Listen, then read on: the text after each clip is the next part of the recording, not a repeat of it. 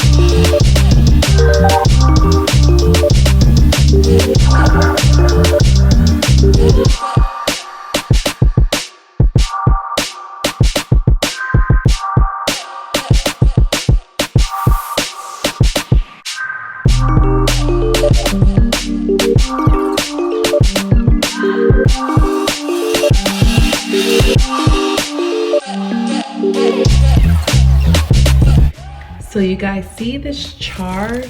That's the char that you want, and you want it on all the vegetables. So since I'm putting the fish in at the same time, I'm not going to turn on the broil. I'm just going to let it keep slow baking and slow charring. But oh my god, it's going to be so good. It's going to be so good.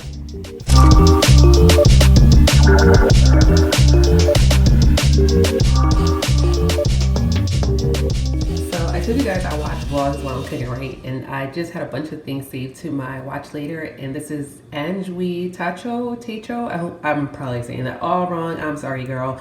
But I've never seen her vlogs before, and I'm watching. Is anybody else so lonely that they pause on the boyfriend scene like, Pay no attention to my cracked screen. That is like the little protector thingy, which clearly protects a lot because look at it. Just look at it. Like, this thing is beat to hell. But hey girl, you're so funny. I liked your little intro. Shout out to the fellow YouTubers. But can somebody send me a man for Christmas? I mean, I know it's January, but like the mail system is slow, so I'll still take a late delivery. I'm just saying. What the roasted vegetables look like, all done.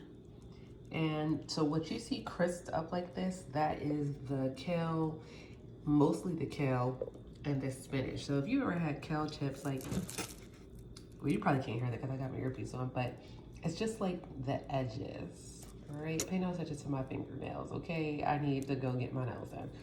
But yeah, you see how it's really like just the edges, but all that crispiness, I don't know why, it just gives it so much flavor.